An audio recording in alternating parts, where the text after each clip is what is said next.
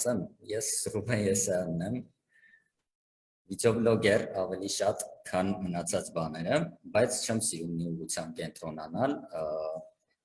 ճիշտ է, հիմնական ուղղությունը վիդեոբլոգինգն է, բայց ինքն հենց ոլորտ է, որ նաև թույլ է տալիս ժամանակ ունենալ, զբաղվել նաև ուրիշ ինչ-որ ոլորտներով, չէ՞, օրինակ մասնագիտություններ կան, որ թույլ չեն տալիս մեզ, որովհետև մարդը մի բան չի սիրում, ինքը շատ բաներ է սիրում, կամ մի քանի բան է սիրում առնվազն, ու հաճախ մեր գործի պատճառով մենք չենք հասցնում, մենակ մեր աշխատանքն ենք փորձում ենք մեր ամբողջ ժամանակը տրամադրել աշխատանքին։ Վիդեոբլոգինգը ինքը այնքանով է լավ, որ ազատ գրաֆիկա, ինքը ավելի թեթև գործ է, բայց լավ գործ է, ու ինքը այդ թեթևության հաշվին հնարավորություն է տալիս, որ նաև կողքից այլ հետաքրքիր բաներով զբաղվեք, ինչը ես օրինակ փորձում եմ անել։ Այդպես։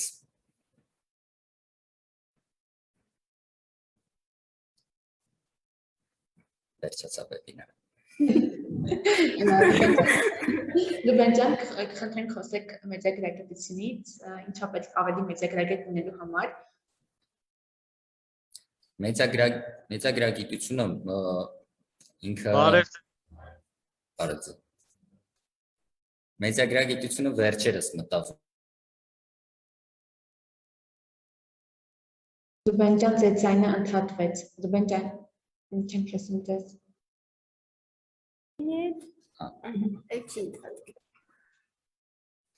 Մեծագրագիտությունը վերջին տարիներին մտավ մեր կյանք, նենց չի էլի, ես փոքրուց մեծագրագետ եմ եղել, ես էլ որ մի 3-4 տարի մեծագրագետ եմ,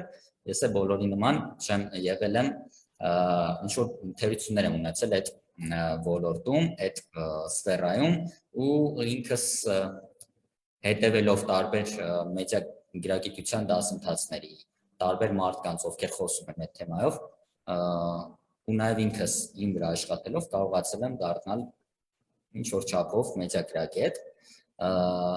ինչ-որ չափով, որովհետև այնպեսի ոլորտ է, որ մեդիան էլի, այնպեսի ոլորտ է, որ ինքը անընդհատ ինչ-որ փոփոխվում է, զարգանում է, բազմանում է, ու դու պետք է անընդհատ փոփոխես, զարգացնես ու մեծացնես քո մեծագրագիտության գիտելիքները։ Մեծագրագիտությունը ըստ իս դա այն է, երբ որ դու կարողանում ես ինտերնետից օգտվել, ինտերնետից, մեդիայից, համացանցից օգտվել գրագետ ձևով, այսինքն օգտվել այնպես, որ դա քեզ բերի միայն օգուտ, այլ ոչ թե վնասի քեզ, որ դա քեզ փոխանցի միայն հաճույք, այլ ոչ թե տհաճ ինչ-որ լիցքեր կամ տրամադրություն։ Մեծագրագետ չլինելու արդյունքում շատ վտանգավոր, իսկապես վտանգավոր արդյունքների կարելի է հանգել։ Դրա համար ինքը իրոք կարևոր է, որ տենց ասում են մեծագրագիտություն թվում է ինչ-որ մի հատ հերթական բան է, բայց չէ, որովհետև մենք բոլորս հիմա կախում ունենք այս թվայնացված աշխարհից ու պետք է ուղղակի այդ թվայնացված աշխարհում ամուր հիմքերի վրա լինել, իմանալ ինչ նայել, ինչ լսել, ում հետևել, որպեսզի դա չվնասի ձեզ։ Կարճ ասած, մեծագրագիտությունը կրթված լինելու ևս մի ուղղություն է։ Իսկ ինչպես դառնալ մեծագրագետ, ինչպես աշխատել մեզ վրա, դուք ասացիք, որ աշխատել եք ձեզ վրա, ինչ խորհուրդ կտաք, ինչպես պետք է աշխատենք։ Տեսեք, մեծագրագետ դառնալու համար չենք կարա, էլի, այտենց հիմա չեմ կարա, օրինակ մի հատ բան ասեմ, որ դա անեք ու դառնաք մեծագրագետ, ասենք մի 2 օրում։ Այդ ժամանակ է պահանջում, ուղղակի պետք է հետևել մեծագրագիտության դասընթացների, հաղորդումների, օրինակ նենց չկա, էլի, հիմա այս բային հանրային հեռուստաընկերությամբ օրինակ կա մեծագրագիտության դասընթացներ, որը իդեպ վարում է մեծ շատ սիրված Սամվել Մարտիրոսյան։ Ինքը երբեմն ոչ միայն ինքը, նաև այդ սֆերայի մարդիկ կազմակերպում են տարբեր մեծագրագիտության դասընթացներ, կամ եթե դու ուղղակի շատ ես ուզում մեծագրագիտություն սովորել, Google անելով այդ բառը ձեզ լիքը նյութ է բերելու հաստատ, այսինքն ցանկացողը միշտ այդ ուղղությունները կգտնի, իսկ կոնկրետ ինչ-որ բան չկա, որ ասեմ հենց այսպես պետք է անեք։ Ես ուղղակի խորհուրդներ կարամ տամ մեծագրագիտության հետ կապված, որը ինքս եմ հասկացել ժամանակի ընթացքում կամ ուրիշներից սովորել։ Դա եթե տենց կոպիտ ասենք, մեդիա աղբին չհետևելն է, այսինքն այն կայքերին, որոնք վստահելի չեն, այն նյութերը, որոնք գրվում են շոկ, աննախադեպ, անխնա տարածեք, այդ բառերը, որոնք մեզ արդեն շատ հայտնի են, դիտեք քանի չեն ջնջել, 90%-ով դրանք այդ մեդիա աղբի ինչ-որ մաս են կազմում, երբեք պետք չի հետևել դրանց, ուսումնասիրել կամ ընդունել որպես ճշմարտություն։ Պետք է անպայման ցանկացած բան լսելիս կամ դիտելիս անպայման փորձել մտածել, սա ինչքանով է հավաստի ու ինչքանով է որն է այն տվյալ կայքի կամ տվյալ անձի նպատակը, երբ որ ինքը ձեզ նման նյութ է հրամցնում, այսպես ասած, որովհետև օրինակ, երբ որ դուք ինչ-որ նյութ եք տեսնում ու բացում եք այդ նյութի մեջ տեսնում եք լիքը սենց շարիկներ են հայտնվում, չգիտեմ, ինչ-որ խաղեր են գալիս եւ այլն, բնականաբար արդեն հասկանալի է, որ այդ նյութը այնպիսի նյութ է, որ ձեզ տանի այդ կայք ու իրենք այդ հիմար գովազդների միջոցով ձեր հաշվին գումար աշխատեն։ Ու արդյունքում դուք պետք է կայքի տեսքից, նույնիսկ երբեմն կայքի տեսքից հասկանալի է, որ այդ կայքը հավաստի չի։ Պետք է առանձնացնել ձեզ համար հավաստի կայքեր, այսինքն դրանք հիմնականում լինում են պետական կայքերը, պաշտոնական կայքերը, ասենք, եթե կորոնավիրուսի մասին ինֆորմացիա պետք, միանշանակ առաջինը պետք է հետևել առողջապահության նախարարության պաշտոնական էջին, այլ ոչ թե, չգիտեմ, ինչ-որ r-news.tapasya, չգիտեմ, սենց ինչ-որ ապուշ կայքեր կան, որոնց պետք չի ուղղակի վստահել։ Շատերը չեն նայում, շատերը մենք այնքան մեդիագրագիտությունից այնքան են կաղում, որ շատերը նույնիսկ չգիտեմ որտեղ նայեն, հա, այդ նյութը բացելուց որտեղ է կայքը գրված, որ չգիտեն, շատ մեծ տարիքի մարդիկ հիմնականում չգիտեն որտեղ նայեն կայքի անունը, ու կայքի անունն էլ, երբ որ տենց տարօրինակ բառեր, տարօրինակ դոմեյններ են, էլի պետք չի վստահել։ Պետք է ձեզ համար առանձնացնեք հավաստի կայքեր, հետևեք պաշտոնական ինֆորմացիային, ցանկացած ոլորտում։ Ու նաև պետք է արդեն հիմնականում ինչ-որ բլոգեր նայելուց կամ ինչ-որ նյութեր բլոգեր կարդալուց այդ ամենից հետո մի հատ ինքներդ փորձեք հասկանալ արդյոք հավաստի է այս ինֆորմացիան, պետք է ես սրան հավատամ, թե չէ։ Շնորհակալություն Ձմեն ջան, մեկնաբանիչներին հարցնում են, թե դուք Գեներ ջան, կներես Ալինա ջան, այստեղ տեսնում եմ, որ բազմաթիվ հարցեր եք մեկնաբանություններում գրում, եկեք որ մենք չկարդանք հա հարցերը, ավելի լավ է դուք ինքներդ տվեք ու եթե կարելի է կամերանեն միացրեք ու մինչև այդ նաև ներկայացեք, թե որ մարզից եք, որ գյուղից եք, հա, որ սենց ավելի անմիջական լինի զրույցը։ Կներեք, ես մի հարց ունեմ։ Նախև առաջ բարև ձեզ, ես Հովսեփն եմ, 17 տարեկան, Սյունիքի մարզ, գյուղ Սվարանց։ Ուրեմն իմ հարցը հետևյալն է, ես վիդեոբլոգինգով մի ժամանակ հետաքրքրվել էի, կուզեի իմանալ, որ դուք նոր սկսեցիք, հա, ինչ ձևի էր, հա, որ դժվարությունները շատ էր սկզբում ու գնալով հեշտացավ, թե ոնց, ու մի հարց էլ ունեմ, ես իմ ամենասիրելի դերասաններից մեկն է Ջեկի Չանը, կուզեի իմանալ թե այդ ֆիլմը ինչ ֆիլմ է, հա,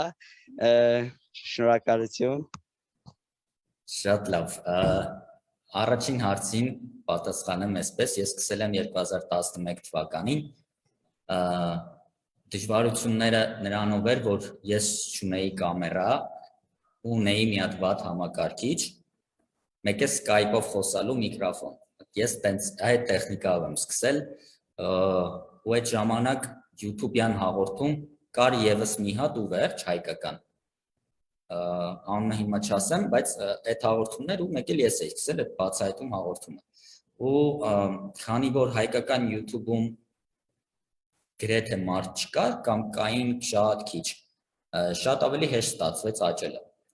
բայց այնպես չի որ ես ասել եմ ուզում եմ բլոգեր դառնամ ու սկսել եմ վիդեոբլոգինգով զբաղվել, այս պատմությունը ես հաճախ եմ պատմում, ուղղակի դպրոցում մենք համաշխարհային պատմությունից գործնական աշխատանք ունեինք Լեոնարդո դա Վինչիի մասին ու ես քանի որ կարողանում էի վիդեո պատրաստել, ասացի սպասի վիդեոյով 10-ը տանեմ ներկայացնեմ, հաստատ 10 կնշանակի էլի դասատուս կամ 5 այն ժամանակ չեմ հիշում ու այտենց էլ արեցի, ստացային բարձր գնահատականը, բայց հետո տենց մի շաբաթ անցավ, տեսա, որ այդ վիդեոյի դիտումները շատ աճում, արդեն 100,000 անցել էր ու կոմենտներում գրեցին էլի կանեք այս վիդեոից, այս վիդեոյի նման, ես հասկացա, որ այդ ոլորտում ինչ որ կարող եմ ինչ որ ձևով հաջողության հասնել։ Մի երկու հատ վիդեո արեցի, տեսա էլի աշխատում է ու տենց կամաց ինտեգրվեցի, այդ ժամանակ նույնիսկ վիդեո բլոգեր բառը չկար, ես չգիտեի այդ բառը։ Տենց YouTube-ով հաղորդում անող մարդ էի ու տենց կամաց աճեցին։ Իսկ այն հարցը, որ ասեցի դժվարությունները շատացան գնալով թե չէ, շատացան ինչի, որովհետև մարդիկ սկսեցին ավելի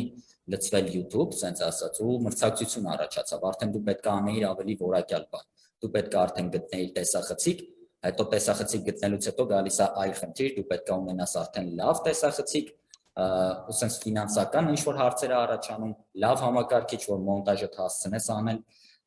արագ ու ժամանակին տեղադրես քո վլոգները։ Դժվարությունները գնալով շատանում են մենակ այդ առումով, որ դու պետք է աճես, պետք է քո ոլորտում դառնաս ավելի որակյալ, որովհետև արդեն մրցակցություն կա։ Իսկ այն ժամանակ, երբ որ մրցակցություն չկար, կոպիտ ասած ինչ էլ անեիր, ինչ ձևով անեիր, գնայեի։ Իսկ երկրորդ հարցը, ես գնացել էի Միացյալ Նահանգներ մի 12 շաբաթ առաջ, ես այնտեղ ինտերվյու էի անցկացնում Ջեկի Չանի ֆիլմերի պրոդյուսերի հետ, ով ազգությամբ հայ է, պարսկահայ է, Արթուր Սարգսյանը, Ջեկի Չանի ամենահայտնի ֆիլմը ինքն է նկարել, Չասպիկի մասին է խոսքը, հաստատ չգիտեմ, շատ հազվադեպ մարդիկ կարող գտնեն, որ չեն տեսել ֆիլմը, որովհետև իր ամենահայտնի ֆիլմն է, ու երբ որ Չասպիկը նայում եք, հենց սկզբում էլ գրվում է Արթուր Սարգսյանի անունը։ Ես ինտերվյուն անելուց հետո նաև իրեն հարցրեցի ոնց է հնարավոր օրինակ այդ տեսակ ֆիլմերում նկարահանվել, էլի որն է այդ ճանապարհը։ Ինքը ասաց, եթե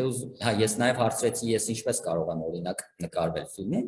ասաց դու կգաս, ես քեզ կնկարեմ, ասացի օքեյ, որտեղ պետք է գամ, ասաց դե կամ Ամերիկա կամ Չինաստան, դեռ չգիտենք որտեղ ենք նկարելու, ասի հա երևի կամ քաստինգ անցնեմ, ասաց չէ, քաստինգ պետք չի, կնկարենք միանգամից, ու տենց ոգևորված դրանից հետո համարներով փոխանակվեցինք ու ասելա տարվա վերջ պետք է սկսի նկարահանումը, եթե կորոնավիրուսը համը չհանի։ Հիմնականում սենց է եղել այդ պատմությունը։ Շնորհակալություն։ Ճիշտն ասած, ես Ռուբեն ջան, քեզ գրել էի Instagram-ով, այդ դու պատասխանել էի, քո ինչ ծրագրով ես աշխատում, պատասխանել էի Sony Vegas, իսկ բացի Sony Vegas-ից ուրիշ ինչ տենց լավ ծրագրեր կան, որ դու սկզբից դրանով ես աշխատել ու դրանից հետո արդեն սկսել ես աշխատել Sony Vegas-ով։ Տեսեք, Sony Vegas-ը ինքը պրոֆեսիոնալ ծրագիր չի, ինքը պոլուպրոֆեսիոնալ է, պրոֆեսիոնալը ավելի Premiere, եթե լսել եք, Adobe Premiere,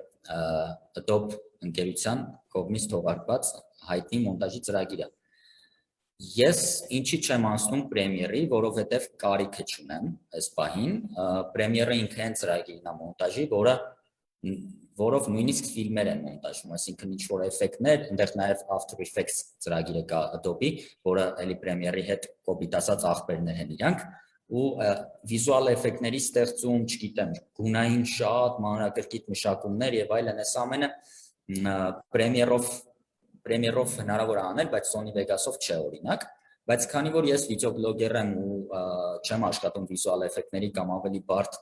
ինչ-որ տեխնիկական կողմերի հետ, դրա համար Sony Vegas-ը ինձ լրիվ հերիք է, երբ որ գա ինչ-որ կետ, որ զգամ չի հասնում, բնականաբար կանցնեմ Premiere-ին, բայց դեռևս այսքան տարիների ընթացքում նման խնդիր չի առաջացել, Vegas-ը ավելի թեթև է, ինքը Premiere-ի հետ համեմատած շատ ավելի արագ է, էքսպորտանում, այսինքն ձեր հավաքած վիդեոն էքսպորտ կավա շատ էլ չիմանաք ինչա, թխում, հա, ասենց կպցնում իրար, արտադրում։ Ու դրա համար Vegas-ով ավելի հեշտ է իմ համար աշխատել։ Ու իդեպ, եթե դուք առնեք ինչ-որ համակարգիչ միջին հզորության, Sony Vegas-ով մոնտաժ անելուց ձեր մոտ ինչ-որ չի կախի ինչ-որ բաներ, բայց Premiere-ում հնարավոր է կախի, որովհետև Premiere-ը ծանր է։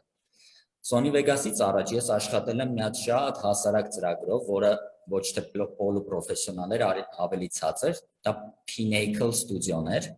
մոնտաժից հասկացողները կարող է ինչ-որ ծանոթ լինի իրանց։ Ինքը տենց հասարակ ծրագիր էր շատ։ Հիմա հեռախոսի ծրագրեր կան, որոնք Pinnacle-ից ուժեղ են, էլի մոնտաժի։ Բայց հիմնականը անցել եմ Sony Vegas-ին ու շատ եմ հավանել, մինչև այսօր հետ եմ օգտագործում։ Ես մի հարց էլի ավելի որակով է Da Vinci-ն, թե Sony Vegas-ը։ Da Vinci-ն։ Ահա։ Da Vinci-ն ինչով է լավ, որ ինքը անվճար է լրիվ, պաշտոնապես պաշտոնական կայքից կարաք անվճար քաշեք, բայց Da Vinci-ի հիմնական ուղղվածությունը գույներն են։ Իրանով գույների հետ ամեն ինչ կարելի է անել։ Ինքը գույների մասով նույնիսկ ավելի ուժեղ է, քան Premiere-ը, բայց բարդության մասով Da Vinci-ն ավելի բարդ է, քան Sony Vegas-ը։ Հա, որովհետև ես մի անգամ քաշել էի իմ համակարգչում, աշխատել եմ շատ երկար, ուղղակի ինքը իր ինտերնետում մի քիչ շատ բարդ է, բարձ չի նկատի ունեմ, այսինքն այն բանը, որ օրինակ ես օգտագործել եմ մեկ էլ բանը Wondershare, բանը երևի չգիտեմ, դրա ինտերնետում ինձ ավելի հեշտ է, ավելի ամեն ինչ բարձ է, իսկ Da Vinci-ի մեջ մի փոքր ավելի բարդ էր։ Ու Da Vinci-ն ավելի ծանր էր։ Այո։ Da Vinci-ի միակ լավ կողմը, եթե դուք բարդ մոնտաժ չեք անելու, միակ լավ կողմը, որ ինքը անվճար է։ Vegas-ը, Premiere-ը դրանք անվճար չեն, պետք է տեղադրել այդ պիրատսկի կոչված տարբերակները կամ ուղղակի առնել։ Իսկ Da Vinci նույնիսկ սկսնակների համար вообще խորհուրդ չի տալիս։ Բարև ձեզ, ես Էդգար Կիրակոսյանն եմ Բլուսայի գյուղից, Արմավիրի մարզի, ինչպես համավարակը խանգարեց ձեր գործունեությանը։ Համավարակը միայն օգնել է մեր գործունեությանը,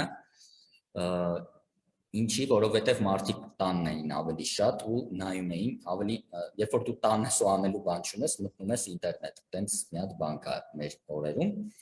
ու բոլորը մտան ինտերնետ, սկսեցին ավելի շատ նայել, միակ դժվարությունը այն էր, որ երբեմն դրսում մարդաշատ վայրերում չէիր կարա ինչ-որ վիդեո նկարեիր, կամ պետքա դիմակով նկարեիր, դիմակ էիր դնում միկրոֆոնի ձայնը լավ չէ լսում, ինչ-որ սենց, այսպես խառը տեխնիկական խնդիրներ, բայց այն մարդիկ, ովքեր վիդեոներ էին նկարում տանը կամ ինչ-որ ստուդիայում եւ այլն, իրանց համար նման այդ թվում ես էլ եմ այդ տեսակ ավելի, խնդիր չառաջացավ, ավելի շատ օգնեց համավարակը, որ սկսեցին ավելի շատ ակտիվություն ցուցաբերել բլոգների ու բլոգների հանդեպ։ Ես մի հատ հարց ունեմ, բարև ձեզ։ Բարև ձեզ։ Ես Մարիամն եմ, Գեղարքունիքի մարզի Ճամբարա քաղաքից, շատ եմ ուզում ձեզ հարց տայի, բայց ուզում եմ անձնական գրեի, բայց հետո ասեցի ավելի լավ կլինի վեբինարի ժամանակ տամ։ Ուզում եի հարցնել, ինչպես մտածեցիք, որ պետք է սկսեք նկարել YouTube-ի համար վիդեոներ, որ ինչն էր մոտիվացիան, եւ երբ եք սկսել վիդեոներ նկարել, ու հեշտ էր արդյոք նկարելը սկզբնական շրջանում, թե դժվարություններ կային։ Այդ հարցին մի քիչ պատասխանեցի մի քիչ առաջ, ես 2011-12 թվականից եմ սկսել ու դպրոցի համար նյութ էի սարքում ուղղակի իմ դասերի, հետո նաև այդ նյութը դարձավ շատ հայտնի ու մարդիկ էլի ուզեցին, արդյունքում սկսեցի շարունակել։ Մոտիվացիան, իդեպ ես մի 5 տարի, կարելի ասել մինչև բանակ գնալս, չեմ նկարել, մենակ պատրաստել եմ, ես մենակ, եթե իմ շուտվա վիդեոները նայեք, այնտեղ չեմ երևում, ես մենակ ձայնս է, ու շատերը մենակ ձայնով էին ինձ ճանաչում, դեմքս ոչ մեկի ծանոթ չէ, ու այդ ինչի, որովհետև մի պահ կամերա չունեի ես, ու այդ ժամանակ ֆինանս էլ չունեի, որ կամերա առնեմ, այն ժամանակ էլ հասարակ կամերաները նենց թանկ էին, ու ես մենակ ինչ-որ վիդեո նյութեր էի հավաքում, դրա տակից իմ ձայնը գնում էր ու այդ ինֆորմացիան տենց էի փոխանցում։ Հետո բանակից եկա, սկսեցի աշխատել մեդիա ոլորտում, արդեն գումար էի աշխատում ու սկսեցի տեսախցիկ էլ գնել, լավ տեխնիկա էլ գնել ու այդպես սկսեցի ավելի որակը բարձրացնել։ Իսկ մոտիվացիան այն էր, որ ստացվում էր իմ մոտ։ Ես սիրում էի այդ աշխատանքը ու արդյունք դնում էի ինտերնետում feedback-ը այդ եկող շատ լավն էր, դիտումները շատ լավն էին ու այդ ամենը մոտիվացնում էր ու մինչև օրս մոտիվացնում է որ շարունակեմ։ Շնորհակալություն։ Բարև Մի հարցեր հարց- ես տամ։ Կարող եմ մի հարց տալ։ Ահա։ Ես Լուսինեն եմ Շիրակի մարզի Քինդի քաղաքից։ Միշտ իմ հարցը մեդիագրագիտության հետ կապ չունի, բայց ես շատ եմ հարցնել, եթե հնարավորություն ունենայիք հենց հիմա ինչ-որ նոր բան սովորելու, ինչ կընտրեիք սովորելու։ Ես լավ հարց է, ես հիմա անում եմ նման բան, իմ մանկության երազանքներից է եղել մուլտեր ստեղծելը, ու ես հիմա տենց թանկով միջին թանկության մի հատ վիդեոկուրս եմ գնել ամերիկյան ու ինքը սովորացնում է մուլտ սարքել, այդպես մուլտիպլիկատոր այդ մասնագիտությունն եմ հիմա սովորում։ Լավ, շնորհակալ։ Մի հարց էլ ես տամ, հա։ Ահա։ Ես Աննա Մանասյանն եմ, 17 տարեկան Արագածոտնի մարզի գյուղ Արագածավանից։ Ես ցանկանում եմ սցենարիստ, ռեժիսոր դառնալ ու առհասարակ իմ շրջապատի մեջ չի եղել այսքան ժամանակ նենց մարդ, որ տեղեկություններ տա այդ մասնագիտությունների մասին, բայց ես շատ տեղերից եմ էլի տեղեկություններ տեսել։ Կարող եմ ես հետո ձեզ առանձին մի քանի հարց գրել, ուղղակի հնարավոր է հիմի դասի ընթացքում այդ հարցերը մի քիչ տեղին չլինեն, էլի։ Իհարկե, կարա գրեք, ես բոլոր adekvat հարցերին միշտ պատասխանում եմ, ոչ մեկի չեմ անտեսում։ Լավ, շնորհակալություն։ Իսկ ձեր երազանքներից է եղել սցենարիստ դառնալը սովորելը, թե։ Ոչ, սցենարիստ, ես սցենարիստ ուղղակի տենց աշխատել եմ, կոպիտ ասած չեմ ուզել դառնալ սցենարիստ, դարձել ու աշխատել, շատ պատահական է ստացվել ու ինքը մի քիչ անշնորհակալ գործ է, ինչի, որովհետև դու սցենար ես գրում, բայց շատ հաճախ մարդիկ չգիտեն, որ դա քո սցենարն է, այսինքն սցենարիստը միշտ հետևում է, չի երևում։ Ու ճիշտ դու դա վաճառում ես, բայց մեկը երբ որ դու ես ստեղծել, ուզում ես որ մարդիկ իմանան, որ այդ քո ստեղծածն է, էլի։ Դա կլինի թե ինչ որ ֆիլմի նույնիսկ երգի բառերը շատ-շատերը գրում են ու վաճառում, ու երբ որ վաճառում ես, դու դրա հեղինակային իրանքն էլ հետն ես վաճառում ու արդեն քո անունը տեղից մաքրվում է։ Բայց ինքը ինչով է լավ, որ եթե դու ստեղծագործ մարդ ես, օրինակ ֆիլմի սցենար ես գրում, շատ հետաքրքիր է, երբ որ քո գրած սցենարը կամ ներկայացում ես գրում, քո սցենարը դառնում է իրականություն, դու գնում ես քո գրածը նայում ես, այդ մի հատ ուրիշ ընտիր հաճույք է, էլի։ Ես ինքս իմ համար ուղղակի տենց պատկերացնում եմ ու սցենարներ եմ գրում ու դա իրականություն էլ չէ, բայց որ գրում եմ, ասենց մտքիս մեջ այդ պատկերացնելով արդեն ուրիշ հաճույք է։ Ես մի հատ բան կարամ ասեմ, որ սցենարիստ մասնագիտությունը ինքը այն մասնագիտություններից է, այն քիչ մասնագիտություններից է, որը չեն սովորում, դա դառնում են, դա ավելի շատ ձեզնից է կախված, ինքը սովորելու մենակ կանոններ ունի։ Մարդիկ մտածում են գնան սցենարիստ սովորեն, որ դառնան սցենարիստ, բայց ինչ որ մեկը ձեզ չի կարող դարձնել։ Ինչ որ մեկը ձեզ կարող ուղղակի ասի սցենար գրելուց պետք է այս մասը սենց այս բարբերությունը սենց գրել։ Մենակ այդ կանոնները ինքը կարող ասի։ Իսկ սցենարիստ դուք ինքներդ պետք է դառնաք, մնացածը երբ որ հարցերը տակ կասեմ։ Լավ, շնորհակալություն։ Ռուբեն,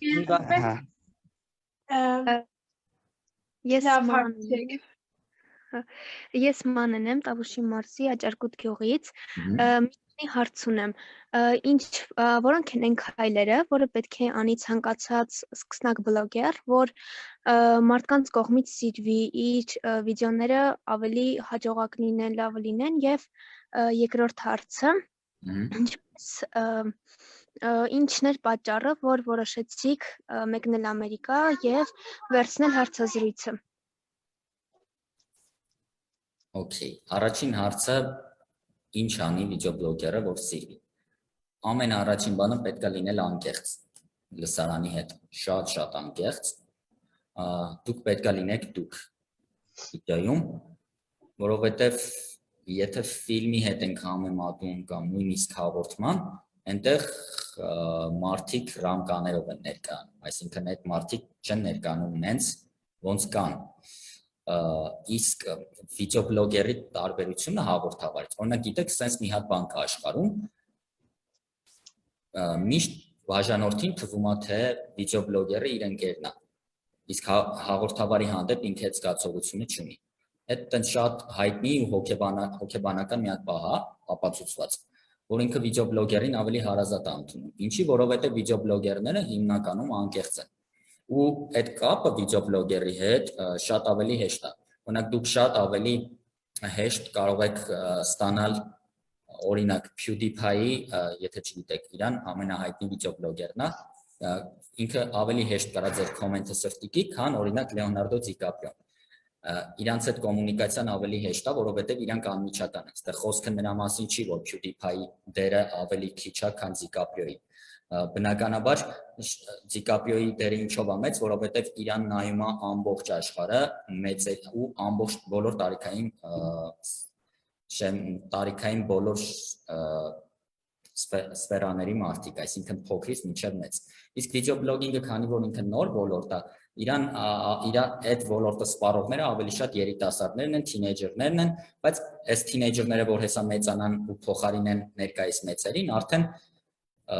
PewDiePie դերը դառնալու է այնքան կարևոր, ինչքան Դիկապրիոյին։ Ու խոսքը նրա մասին է, որ շատ լավ է, երբ որ վիդեոբլոգերը անմիջական է իր լսարանի հետ, իր աստղայինը չի տանում, ինքը իրան բարձր չի պահում, դա ամենակարևորն է, ու դուք հիշեք, որ ինչքան էլ աճեք, պետք է երբեք այդ կոմունիկացիան չդադարեցնեք։ Այդ ձեր ամենակարևոր գրավականն է այս ոլորտում, որ լինեք շատ անկեղծ։ Իսկ մնացած մասնագիտական առումով, եթե ասեմ, ուղղակի պետք է նկարել լավ որակով վիդեոներ, ինչքան հնարավոր է որակով, թե վիզուալ առումով, այսինքն ձեր կադրը սիրուն լինի, եթե հնարավորություն ունեք, լույսեր առեք, որ կադրը սիրունացնեք, թե միկրոֆոնի առումով լավը լինի, որ ձեր ձայնը ավելի հաճելի լինի լսել։ Մի խոսքով, արդեն մասնագիտական առումով դուք պետք է սցենարը գրի, այսինքն եթե դուք սցենար չունեք, շատ-շատերը սցենար չունեն ու վիդեո են անում։ Չգիտեմ, ասենք մի իրանց Արուկյանի երգով գրում եմ իմ ընկերոջը, սենց ինչ-որ մի հատ ինչ-որ ժանր կա, որը շատ հենց սկզբից ինքը կարա դառնա շատ թրենդային, որովհետև իրան սկսում են սպառել փոքր տարիքի երեխեքը, բայց ինքը չի տալիս ոչ մի բան լսարանին։ Ինֆորմացիայի առումով, չգիտեմ, ինչ-որ նույնիսկ եթե հումոր ենք ուզում անենք, պետք է այդ հումորը այնպես որ շատ կրեատիվ անեք այդ հումորը, հաստատ իրան ավելի միանգամից մեծ լսարան է վերցնելու, քան փոքր։ Եթե դուք անեք այնպիսի բաներ, որոնք արդեն շատերը արել են, որոնք անհամ են, այդ շատ դժվար է լինելու կամ անհնար է լինելու այդպես աճելը։ Դուք պետք է լինեք շատ կրեատիվ, անպայման նկարեք վիդեո այն ժամանակ, երբ որ ունեք լավ միտք, ոչ թե ասեք, երբ վաղուց վիդեո չեմ նկարել, ինչ նկարեմ։ Ու բստրեք մի բան, տենց ճիշտ չի, էլի, պետք է անպայման վստահ լինեք, որ այս վիդեոն շատ լավն է, այս միտքը շատ լավն է ու նոր սկսեք դրա վրա աշխատել։ Ռուբեն ջան, մի հարց ունեմ։ Ուրեմն հարց հետևյալն է, YouTube-ում այս բան տարբեր ձևերի ալիքներ կան, օրինակ խաղային, ուսուցողական, այդպես տարբեր ձևի, հիմա որ այդպես ուղղություններն են հիմնականում զարգացած ու մի հարցել ունեմ, սկսնակ վիդեոբլոգերը, ինչ այդ աշխատանքային գործիքներ, պետք է ունենա, որպեսզի սկսի սկսնակի համար էլի հիմնական այդ հարցը դա որսի աշխատել։ Առաջին հարցն էր թե որ ուղղություններն են YouTube-ում ավելի հայտնի այս բան։ Այո։ Աշխարհի մասշտաբով եթե նայենք, ամենահայտնի ուղղությունը դա գեյմինգն է կամ խաղերը։ Երբ որ վիդեոբլոգերները խաղեր են խաղում, Հայաստանում այդպես չի ու շատ երկար այդպես չի լինի դեռ, բայց սպառման առումով եթե նայենք, ամենաշատը որ տեսակի կոնտենտն է սպառվում, դա ժամանցային, հումորային այդ կոնտենտն է։ Բայց դա չի նշանակում, որ դուք պետք է հենց այդ անեք, որովհետև եթե ձեր մոտ հումոր անել չի ստացվում, բնականաբար պետք չի անել զուտ նրա համար, որ այդ ամենասպառվողն է։ Հումոր չի ստացվում, այլ բան, պետք է հասկանալ, թե ինչը ձեզ մոտ կստացվի ու այդպես գնալ առաջ։ Հայաստանում կոնկրետ հումորը ու նայեք, օրինակ գեյմինգը աշխարհում ամենասպառվողն է, բայց Հայաստանում չէ, բայց աշխարհում նաև հումորն ու ժամանցն է ամենասպառվողը, բայց Հայաստանում էլ է դա աշխատում։ Պետք է ուղղակի ոչ թե նայեք, թե որ ոլորտն է ամենասպառվողը ու այդտեղ մտնեք, այլ պետք է նայեք, թե որ ոլորտում դուք կլինեք ամենալավը ու այդ ոլորտը անեք։ Այս երևի միակ կանոնն է։ Երկրորդ հարցը, երբ որ սկսում է վիդեոբլոգերը ինչ պետք է ունենա, հավատա այս պահին հեռախոսել ունենաս, դու կարաս սկսես վիդեոբլոգինգ անել ու շատ լավ, որովհետև այս պահին հեռախոսի տեսախցիկները լավն են, միկրոֆոնները իրանց լավն են, կան մոնտաժային ծրագրեր, այստեղ ավելի կարևոր է լավ գաղափար ունենալը, կրեատիվ հետաքրքիր գաղափար ունենալը ու այդ հետաքրքիր գաղափարը նույնիսկ հեռախոսով անելը հաստատ աշխատելի է։ Շնորհակալություն։ Բարև ձեզ, ես նորից եմ ուզում հարց տալ, որն է ձեր կարծիքով ավելի ճիշտ, գովազդ գնել հայտնի մարդուց, թե ինքնուրույն զարգանալ Instagram-ում, մեկ էլ ինչի՞ ապր Instagram-յան հայտնի մարդիկ շատ հաճախ անտեսում են հետևորդների տված հարցեր անձնական նամակով։ Առաջին հարցը ինքը վատ բան չի, գովազդ պատվիրելը դա վատ բան չի։ Ճիշտ է, ես երբեք գովազդ չեմ պատվիրել, բայց դա վատ բան չի, երբ որ դու ուզում ես սկսես վիդեոբլոգինգ անել ու ուզում ես մի քիչ առաջ գնալ, չի ստացվում, ու նորմալ է որ գովազդ պատվիրեք, բայց մի հատ կանոն կա, որը ես շատ եմ սիրում ու միշտ ասում եմ, ոչ թե պետք է հետևորդներ հավաքել նոր սկսել վիդեոներ անել, ընդհակառակը, երբ որ դուք լավ վիդեոներ անեք, այդ հետևորդները ավտոմատ ձևով հավաքվելի են ու դուք գովազդի կարիք էլ չեք ունենալու, բայց երբեմն լինում է, երբ որ դու իրոք լավ բան ես անում, բայց չի ստացվում ընկնել այդ trend-ի մեջ կամ այդ top-երի մեջ ու չեն նկատում քեզ։ Այդ ժամանակ կարելի է մի հատ թեթև գովազդ պատվիրել, գովազդեն ձեր ալիքը կամ էջը, այդտեղ որևէ վատ բան չկա։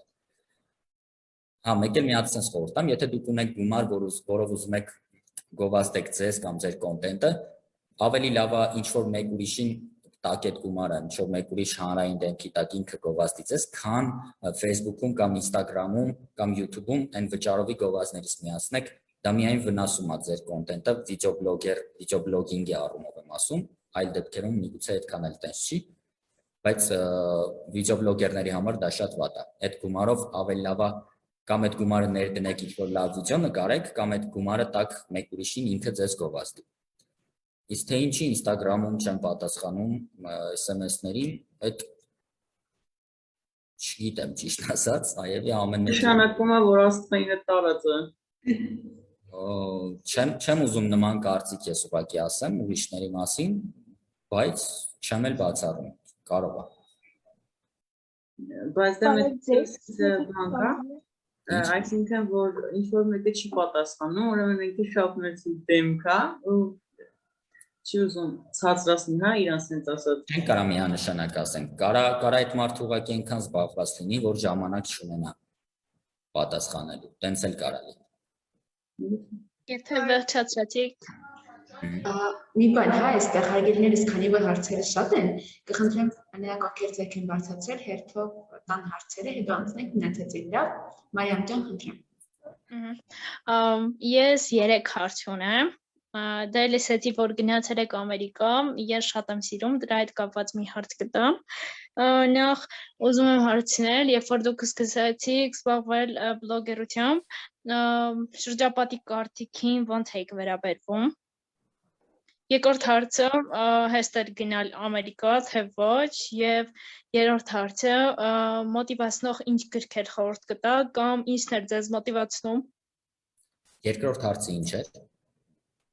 Արդյոք հեստ էր գնալ Ամերիկա, թե ոչ։ Առաջին հարցը, հիմա էլ առաջինը չեմ հիշում, գիտեք չէ։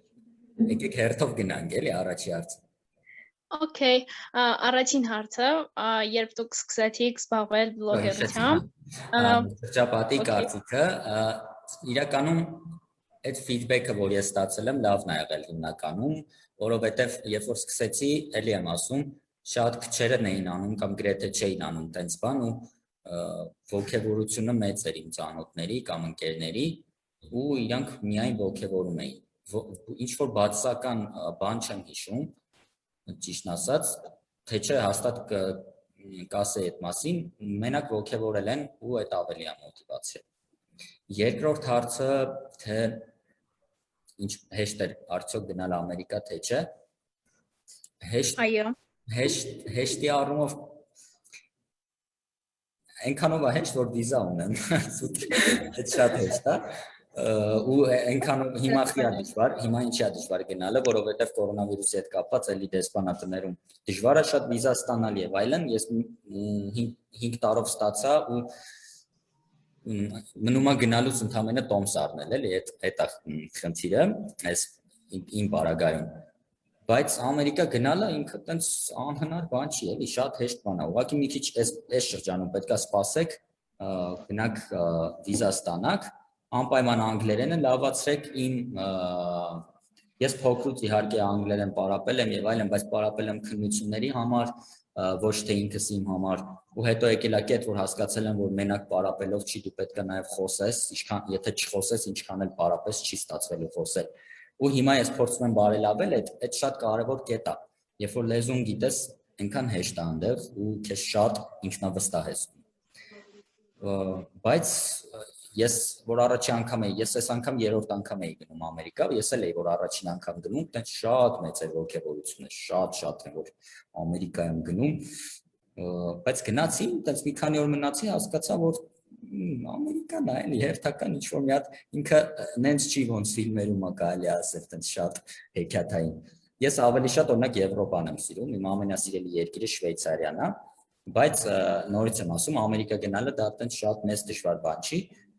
Այս պահին որ միակ խորհուրդս որ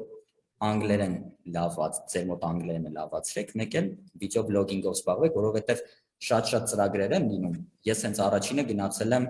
Ամերիկա վիդեո բլոգինգի ծրագրի շրջանակներում։ Շատ ծրագրեր են լինում, որոնց կարող եք մասնակցել, թե գրանտային ծրագրերով, թե առանց գրանտների ինչ-որ ծրագրերով շահել ու գնալ։ Ու հա, ինչու անգլերենը լավացրեք, որովհետև նմանատիպ ծրագրերում շատ մեծ դեր են կարևորություն են տալիս անգլերենի մի քիչ իմացությանը։ Այո, ձեզ։ Ընկեր Եսայան, ես ուզում եմ ձեզ մի փոքր հարց տալ, նախ կցանկանայի իմանալ, թե ձեզ ինչպես կարելի է դիմել, որովհետև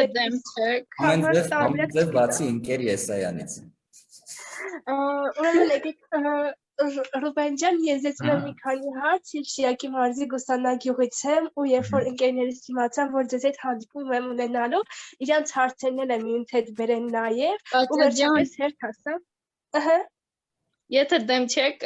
իմ վերջին հարցին էլ պատասխանի Ռուբենը։ Մոտիվները ինձ մոտիվացնում, ճիշտ է, դուք մի հատ էլ հարց եք տվել։ Ինձ թվում է, ես միշտ այդ հարցը չգիտեմ, մտածելու տեղ է տալիս, որովհետև չեմ խորացել, այս է ինձ մոտիվացնում, տենց բան չկա, ուղղակի երևի թե երկու ֆակտոր կա, որ ես սիրում եմ այն ինչ անում եմ, մեկ էլ այն ինչ անում եմ, դրանից եկած ֆիդբեքը լավն է։ Որովհետև երբ որ դու քո սիրած գործն ես անում, բայց արդյունքը լավը չի, ասենք մարդիկ դժգոհ են կամ պատվիրատուն դժգոհ է, ստացվում է որ դու այն ինչը սիրում ես չես կարող լավ անես։ Բայց այս դեպքում իմ մոտ երկու ֆակտորն է լավ աշխատում, մոտիվացիան իմ սերն է իմ գործի նկատմամբ եւ մարդկանց դրական արձագանքը այդ ամենի հանդեպ։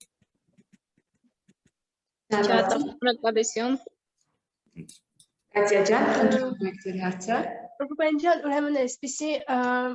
մենք այս վերջում դիտում էինք ձեր վիդեոները դասարանով ու հասկացանք մի բան, որ ձեր վիդեոները ներբեռնել հնարավոր չի։ Ուզում էի հասկանալ, ինչու YouTube-ը թույլ չի տալիս, որպեսզի ձեր վիդեոները ներբեռնենք։ Այդ հարցին էի ուզում որ պատասխանեք ու ուզում էի հասկանալ, երբ որ ամենասկզբից 2011-12 թվականին, երբ որ սկսեցիք նկարահանել ձեր վիդեոները, ինչպես էին ձեր շրջապատի մարդիկ ընդունում այդ ամեն ինչը ու ինչի այդ սկզբի վիդեոների մեջ ձեր դեմքը չէր երևում, զուտ չէիք ուզում երևալ վիդեոների մեջ, ինչ որ կոմպլեքսներ կային։ Երկրորդ հարցի երկու ենթահարցերին արդեն պատասխանել եմ, բայց մի հատ արագ ասեմ, որ շրջապատի կարծիքը եղել է շատ դրական, բացասական որևէ բան չի եղել։ Իսկ ինչու դեմքս չէր երևում, որովհետև այդ տարիներին կամերա չունեի, ունեի միայն միկրոֆոն, բայց ես այնքան այնքան էր ինձ դուր գալի այդ ամենը, որ շարունակում էի միկրոֆոնով անել միայն ձայնով։ Ու հետո երբ որ արդեն տեսախցիկ ունեցա, սկսեցի նաև երևալ։ Իսկ առաջին հարցը մի հատ էլ որ հիշեցնեք, որ վիդեոն էիք նայում ու ինչի չէր ստացվում ներբեր։ Հիմնականում բացահայտումներն էինք նայում ու բացահայտումներից ոչ մեկը չէինք կարողանում ներբեռնել, հետո նկատեցինք, որ բոլոր վիդեոներն են այդպեսին։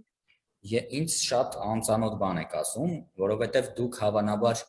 այն մեթոդով, որով ներբեռնել եք, չգիտեմ որ մեթոդով, այդ կոնկրետ այդ մեթոդն է խնդիր ունեցել, որովհետև ցանկացած այլ մեթոդներով, օրինակ save from-ը եթե գիտեք, այն որ կետիկից հետո երկված c են գրում, տենց կարաք քաշեք իմ վիդեոն, կարաք YouTube downloader-ով քաշեք իմ վիդեոն, երբեք սահմանափակում չեմ դրել ես էլի, ասենք ներսից, որ հանկարծ չստացվի քաշել։ Շատ լավ, Ռուբեն ջան, մի ժամանակ այսպես աշխուհացավ բացահայտումների վիդեոների շարքը ու գրեթե երևի 1 տարի է, ինչ բացահայտումների վիդեո չեք նկարել, ինչ էր խնդիրը։ Վերջացավ։ Այդ բացահայտումի թեման վերջացավ, այնտեղ ավելի շատ ես ունեի թեմաներ կոնկրետ, որոնց մասին պետք է սարքեի, սարքեցի բոլոր թեմաների մասին, այնտեղ 1-2 թեմա է մնացել, բայց չեմ ուզում այդ երկու թեմայի համար այդ հաղորդումը կոպիտ ասած հետ վերել, ոնց որ ինքը իր դարը ապրեց, ես հիմա էլի միստիկ վիդեոներ եմ, միստիկ պատմությունների մասին վիդեոներ, վլոգներ անում եմ, բայց ոչ այդ բացահայտում անվան տակ, այլ ուղղակի որպես առանձին վլոգներ։ Իսկ ընդհանուր բացահայտումը իր 24 կարծեմ թե 28 հաղորդմամբ վերջացավ։ Ռուբեն ջան, իսկ ինչ էր պատճառը, որ բացեցիք ձեր YouTube-յան երկրորդ ալիքը։ Ասեմ, ես իմ հիմնական ալիքում տեղադրում էի երկար տեսանյութեր ու ավելի ինֆորմատիվ, ավելի ոչ ժամանցային, այսպես ասած։ Դրանք այնպիսի տեսանյութեր էին, որոնք պարունակում էին ինֆորմացիա, ինչ-որ կրթական կողմ ունեին կամ ինչ-որ հետաքրքիր առեղծվածային, միստիկ եւ այլն եւ այլն։ Հետո երբ որ ես սկսեցի աշխատել HD Production-ում Հովհաննես Դավթյանի հետ ու սկսեցին հումոր արտադրել, հումորի մեջ լինել, հա, ճիշտ է, նաեւ դրանից առաջ stand-up պրոյեկտում էի Armenia TV։ Ինձ այդ հումորի սֆերան էլ սկսեց դուր գալ ու ես ուզեցի տենց կարճ հումորային վիդեոներ տեղադրել ու հասկացա, որ ես չեմ կարող այդ 1 րոպեանոց կամ դրանից կարճ հումորային վիդեոները տեղադրել իմ հիմնական ալիքում, դա կվնասի, թե ինչի մի քիչ չեմ կարող հիմա բացատրեմ, երկար է, բայց դուք իմացեք, եթե դուք անում եք երկար տեսանյութեր, եթե ինչ-որ պահի սկսեք նաև կարճերը տեղադրել, ավելի լավ է դրա համար բացեք նոր ալիք։ Բացեցի այդ երկրորդ ալիքը ու այնտեղ սկսեցի արդեն տեղադրել համ հումորային վիդեոներ, համ ինֆորմատիվ վիդեոներ, բայց մատուցված հումորով։ Ռուբեն ջան, երբ որ այցելում եք Հայաստանի ինչ-որ հատված, գյուղեր, քաղաքներ, ձեզ ինչ-որ տեղից օրինակ այդտեղի բնակիչներն էին հրավիրում, թե զուտ Google-ի օգնությամբ եք գտնում այդպիսի տեղերը։ Դուք ավելի շատ ուզում եք իմանալ, թե ինչ ճանապարհով էի գտնում ես այդ տեղերը։ Ահա, այո։ Հիմնականում հարց ու փորձով կամ ինչ-որ միտեղ, օրինակ Facebook-ով այդ Facebook-ի newsfeed-ը իջնելուց ինչ-որ տես նյութ էի տենում, անպայման պահում էի մոտս, հետո հետաքրքրվում իմանում էի, թե որտեղ է գտնվում, կամ պրոստը story-ով ասում էի, ինչ հետաքրքիր տեղեր գիտեք, ընդհանրապես մարդիկ առաջարկում էին, հիմնական այդ կոմունիկացիայի միջոցով եմ փորձել իմանալ, այլ որևէ ինչ-որ տարբերակ չեմ հիշում։ Այսքան է իմ հարցերը, շատ շնորհակալ եմ, որ պատասխանեցիք, շատ շնորհակալ եմ, որ միացել եք այսօր ու իրոք շատ մեծ բան է ձեզ հետ գտնվել մի վեբինարում ու կապ չունի, որ այդ on-line հարթակում է, այսպես ասած այդ իրոք մեծ պատիվ է ու ձեզ հրավիրում եմ մեր գյուղ, Խուսանագյուղ, ունենք 9-րդ դարի ամրոց, որը որ շատ լավ դիտումներ կհավաքի ձեր ալիքում ու մի խոսքով ձեզ հրավիրում եմ մեր գյուղ, ես անձամբ ձեզ կդիմավորեմ։ Եղավ, շատ շնորհակալ եմ, որ գյուղի երկրորդ եթերաշրջանը սկսենք, անպայման կգանք։ Ռուբեն ջան, Ահա, ալավ ասեք, ասեք։ Մի հարց ունեմ, եթե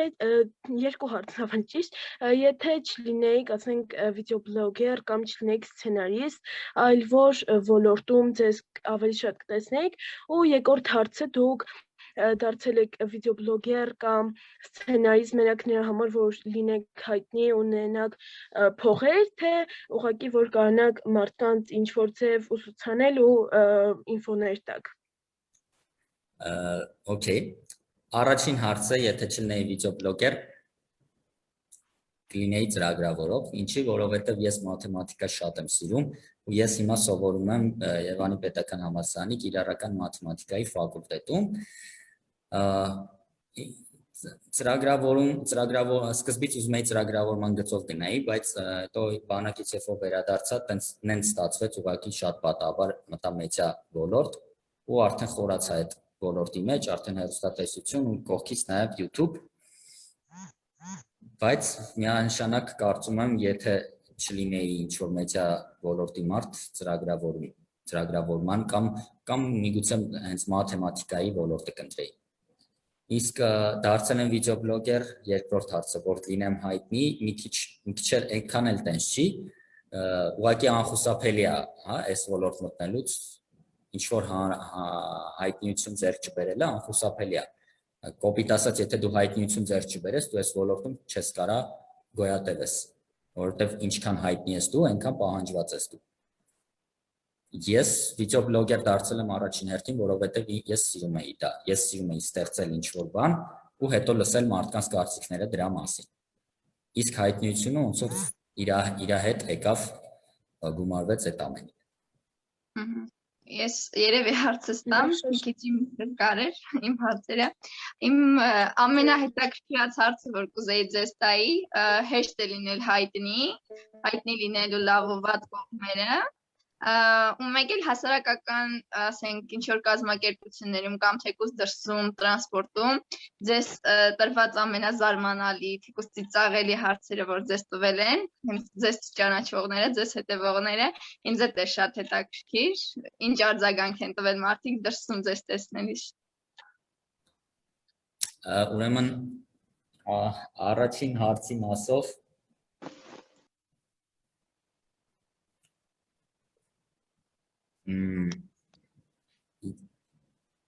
Լավ, երկրորդին պատասխանեմ, որովհետև առաջինի հետ կապված, առաջինի հետ առնչվում է, իր բացասական կողմը այդ հայտնի լինելու, հենց այդ երկրորդ հարցի ձեր պատասխանն է, որ օրինակ դրսում տենում են, իմ դեպքում գալի ասում են, ախպեր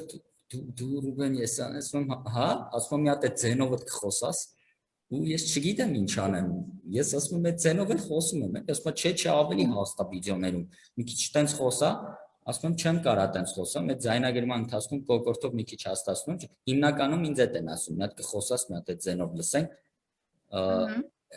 բանը, բացասական կողմը, ասենք էտա, կամ այնա, որ դու չես կարա գազել նստես, պրոստը եթե դու ինչ-որ տեղ ես վրազում ու տաքսիկ միջև կանչես գա, կամ դու մեքենա չունես, կամ մեքենա ունես, բայց պարկինգի խնդիր կա, ու այդ պահին գազել է գալիս, դու գիտես, որ դրանով կարա շուտացնես, դու չես կարա նստես, որովհետև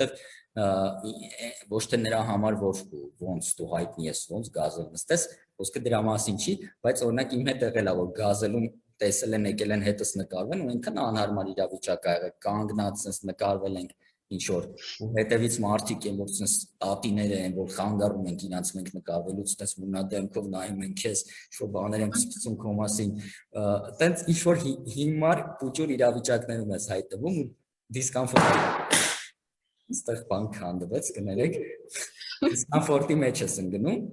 բայց ինքը ավելի շատ ունի պլյուսներ, քան մինուսներ, որովհետև շատ լավ է, երբ որ դրսում քեզ տենում են ու ժպտում են։ Իդեպ հայտնի լինել, այդքան էլ այդ միակ ֆակտորը չի, դու պետք է լինես հայտնի ու սիրված, որովհետև շատ հայտնի դեմքեր կան, ովքեր սիրված չեն ու իրանք ափսոսում են, որ հայտնի են։ Բայց երբ որ դու հայտնի ես ու սիրված, քեզ շատ հաճելի է, երբ որ դու դուրս ես գալիս, հասկանում ես, որ քեզ ճանաչել են, ժպտում են, այդ լիքը դրական էներգիա է ու լիցքեր է փոխանցում։ Բացի այդ, երբ որ դու հայտնի ես լինում ու սիրված, շատ դեպքերում լիքը արտոնություններ ես ունենում, ասենք ասում են, արա, այս էլ մեր բանն է, արի դու անցի շուտ, գիտեմ, ինչ-որ հերթի մեջ տեղ են տալիս կամ կարողանում ես բարտերներ անել իդեպ շատ ծառայություններից կոնկրետ վիդեոբլոգերները ինքան հանգիստ են անվճար օգտվում, որովհետև դու կարաս գնաս մի հատ ռեստորան, բան ուտես ու մատուցողը գա ասի կներեք տնօրենը ասում է դուք մեր մոտից մի հատ ստորի արեք ու հաշիվը կզրոյացնի, կջրենք կգնա սենց ասած, արդյունքում էլի դու այդ վճարը խնայում ես, ասպես ասած։ Իրա պլյուսները ավելի շատ են, քան մինուսները հիմնականում այդ առումով են, որ շփուճուր հիմար իրավիճակներում ես հայտնվում։ Իսկ ամենախնդալու ծիծաղալու հարցը, որ ինձ տվել են, այս պահին չեմ մտաբերի, բայց միակը, որ մտաբերեցի, էտա, որ ինձ գալի ասում մի հատ այդ ձենով կխոսաս, հա, սենց բան ա եղել, այն ժամանակ, երբ որ ես դեռ չէի երևում, մենակ իմ ձայնն էր լսվում, մարդիկ մտածում են, որ ես շատ մեծ մարդ եմ, այդ հաղորդավարը շատ մեծ մարդ է, ու մեյլով օրինակ գրում էին ձյաձ ջան, երբ ա լինելու մյուս վիդեոն, հոպար ջան, հաջորդը կլինի այս թեմայով անես, բան, բայց ես այդ ժամանակ 17-18 տարեկան շուտ տղա է, էլի։ Հետա։ Եղավ, շնորհակալ եմ, պատասխանելու համար։ Հարգելի մասնակիցներ, խնդրեմ, քանի որ հարցերը շատ են, հերթով, ովքեր ձեռք են բարձրացրել, հերթով անցնեք, լավ, Լեյլի ջան, խնդրեմ։ Իմ հարցը ի տարբերություն մյուս բոլոր հարցերի կապ ունի մեդիագրագիտության հետ։ Նախ ներկայանամ, ես Լեյլին եմ, Լոռու մարզի Մեղվահովիտ գյուղից, 13 տարեկան եմ։ Դուք նշեցիք, որ նախ եւ առաջ կեղծ ինֆորմացիան իրականից տարբերելու համար պետք է հետևենք պաշտոնական տեղեկատվության եւ ստուգենք նյութի աղբյուրը։ Իսկ ինչպես պետք է ստուգենք նյութի աղբյուրը, որտեղից պետք է օգտվենք։ Պետք է ուղղակի ձեզ համար առանձնացնեք հավաստի կայքեր, օրինակ հանրային հեռուստաընկերության լուրերի կայքը, ոնց էր լուրեր մի խոսքով հանրային հեռուստաընկերության լուրերի կայքը կամ չգիտեմ, այնտեղ ունենք armtimes.am, չէ, հայկական ժամանակը, կան այս պահին ես հիմա չեմ մտաբերում, բայց կա այդ ցանկը, այդ ցանկը գտնելը դժվար չի, որոնք ուղղակի ձեզ համար պետք է առանձնացնեք հավաստի ինֆոյով կայքեր ու մյուս բոլոր կայքերում, երբ որ դուք ինչ-որ ինֆո կտենաք, որը գովազդ միացրած կլինեն, ձեր մոտ կհայտնվի կամ ինչ-որ ձևով կտեսնեք, պետք է ուղղակի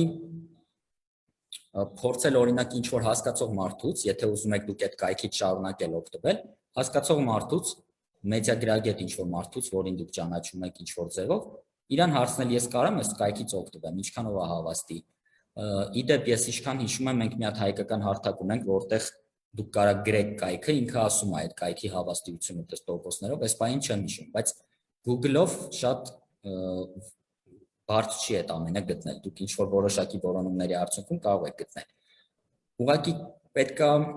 հասկանաք, դուք երբ որ ինչ-որ կայք եք բացում, կայքի տեսքից էլ, օրինակ եթե այնտեղ շատ գովազդներ են հայտնվում, շուտ կազինոների, խաղերի եւ այլն, արդեն ինքը վստահություն չի ներշնչում, որտեղ պաշտոնական կայքերում նման բան երբեք չես տեսնի։ Եթե մտնում եք տվյալ նյութը կարծում եք տառասխալներն են շատ, ուրեմն պետք չի վստահել։ Եթե ցես մեծատառ փոքրատառերով է գրած, լատինատառ է գրած, վերնագիրում գրված է շոկ, դուք չեք տեսել նման բան երբեք, սենց բառեր, միանշանակ արդեն պետք չի այդ կայքին վստահել։ Հիմնական վստահելի կայքերը դնում են վերնագիրը շատ կոնկրետ, շատ հասկանալի, բացում ես այնտեղ որևէ խանգարող բան չկա, որ դու այդ նյութը կարդաս, շատ հեշտ է կարողանում հասնել, հա, ու իրանց անունները տարօրինակ չեն։ Երբ որ դու կարդում ես, հասկանում ես, որ armtimes.am, okay, ինքը